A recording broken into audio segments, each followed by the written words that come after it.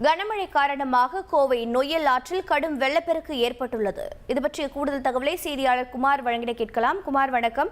வெள்ளப்பெருக்கு தொடர்பான தகவல்கள் என்னென்ன? அப்பகுதியை சுற்றியுள்ள மக்களுக்கு ஏதேனும் முன்னெச்சரிக்கை நடவடிக்கைகள் மேற்கொள்ளப்பட்டிருக்கிறதா? தகவல்களை பதிவு பண்ணுங்க.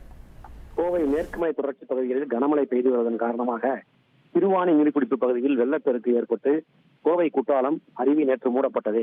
இதன் தொடர்ச்சியாக நேற்று இரவு முழுவதும் பரவலாக மழை பெய்ததன் காரணமாக நொய்யல் ஆற்றில் திடீர் வெள்ளப்பெருக்கு ஏற்பட்டுள்ளது.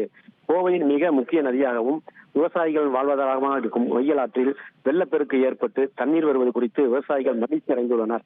நொய்யல் ஆற்றின் முதல் தடுப்பணையான சித்திரை சாவடி தடுப்பணையில் வெள்ள நீர் கரைபுரண்டு ஓடுகிறது. மிக நீண்ட நாட்களாக மழை இல்லாமல் வறண்டு காணப்பட்ட சித்திரை சாவடி தடுப்பணையில் தண்ணீர் பெருக்கெடுத்து ஓடும் அழகை காண சுற்று வட்டார பகுதியில் உள்ள மக்கள் வந்து பார்த்து செல்கின்றனர்.